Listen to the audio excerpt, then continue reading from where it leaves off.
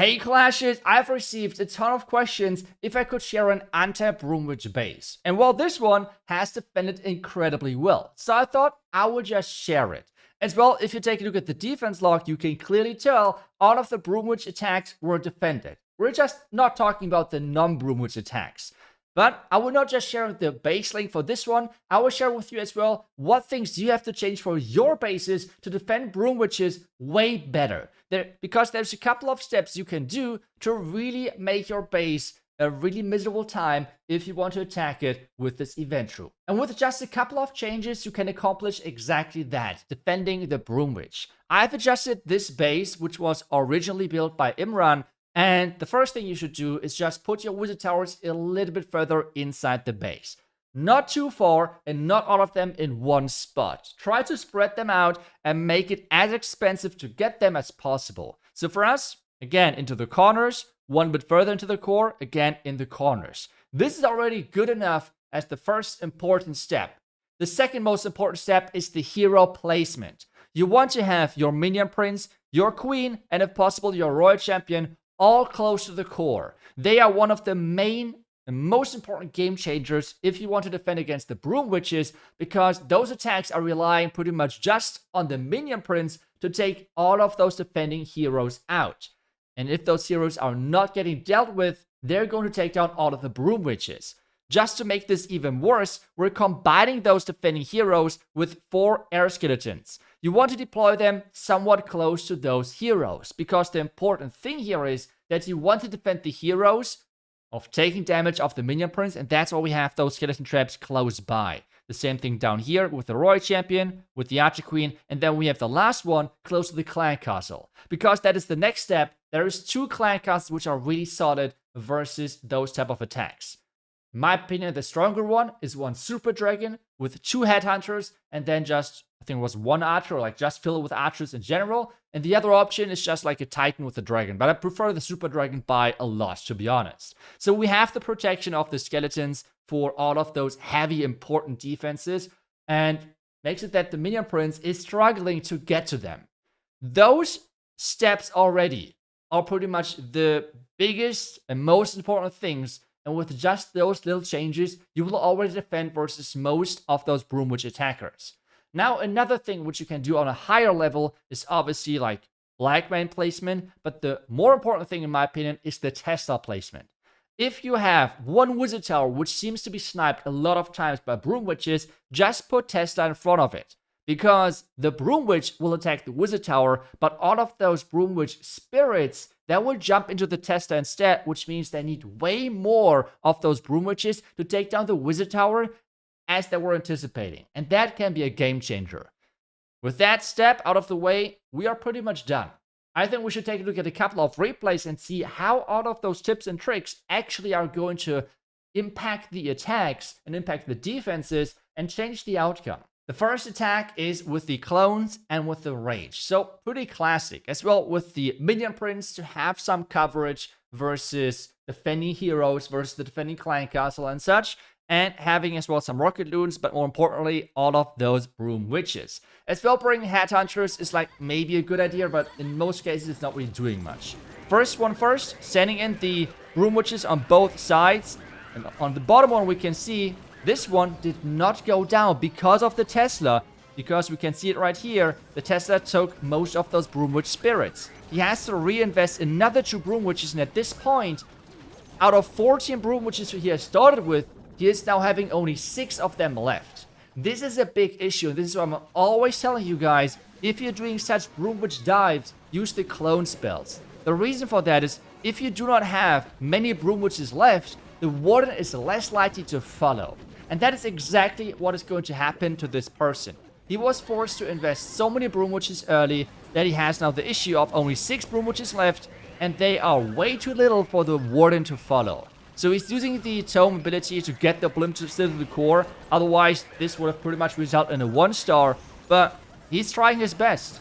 On top of that as well, we have those defending heroes. Take a look at that. They're perfectly protected by the skeletons. We have the super dragon non-stop being annoying. And just those defending heroes close to the core are such big game changers. This in the end is going to result in a pretty low percentage. I mean, at the end of the day, Broom Witches are completely crazy strong. So you kind of expect like really, really low percentages, but still like a 75%, I'm more than happy with that.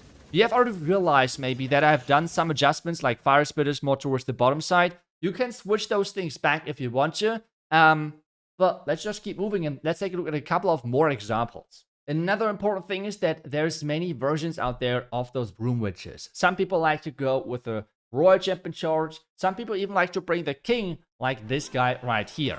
So let's take a look at how he's approaching this. First off, taking down one of the sweepers and then entering from the other side, because that's what you have to do if you're attacking with those Broom Witches. Getting pushed around non-stop is quite annoying, not gonna lie.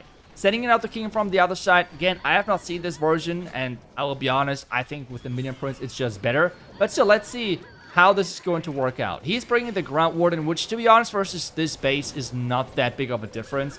Because you have mostly, air expos, so they're will targeting out of like, they're going to target off the other stuff anyways. Warden now though going down, and the Broom Witches are going down super quick. Take a look at that. At this point, the last Broom Witch is about to go down. And as well, all of those defending heroes. The Minion Prince, the Queen, the Royal Champion. This is such a game-changing thing, putting them closer to the core. You have as well the Super Dragon. All of that is dealing so much damage, and with that, they have been able to clear out the core. But still, this is not enough in the end. The attack is still going to result in a really high percentage because of the king, which at this point I thought, okay, let's go, a really good defense. Yeah, it was like still like 90% 2-star in the end, which is kind of crazy. But still, we were able to clear out the Broom Witches. Let's move on to the next attack.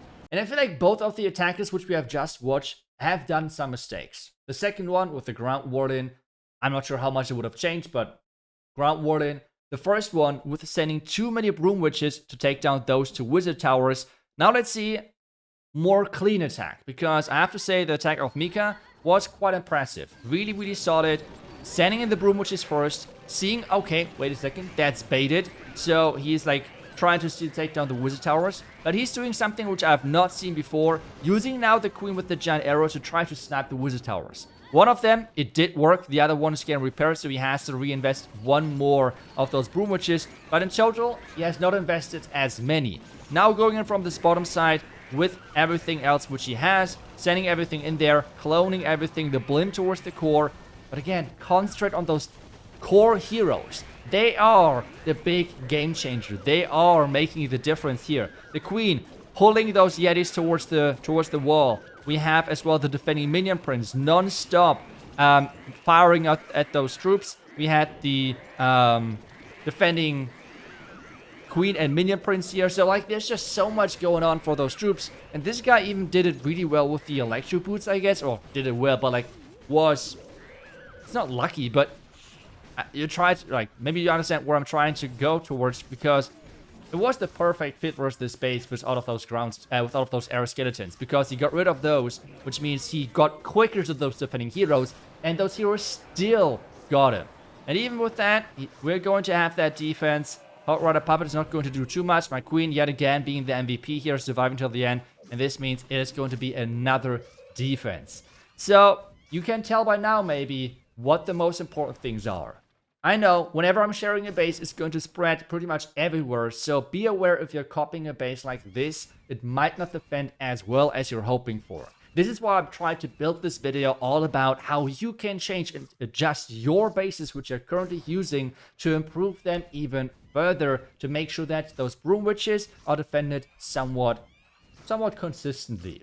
Because a lot of players out there, they're using those OP troops, but in the end, they have no clue how to use them. And just 1 week is not enough for most of them to learn the troop, so actually it would be better if they're just sticking to their original strategy, because most likely they would have more success with that.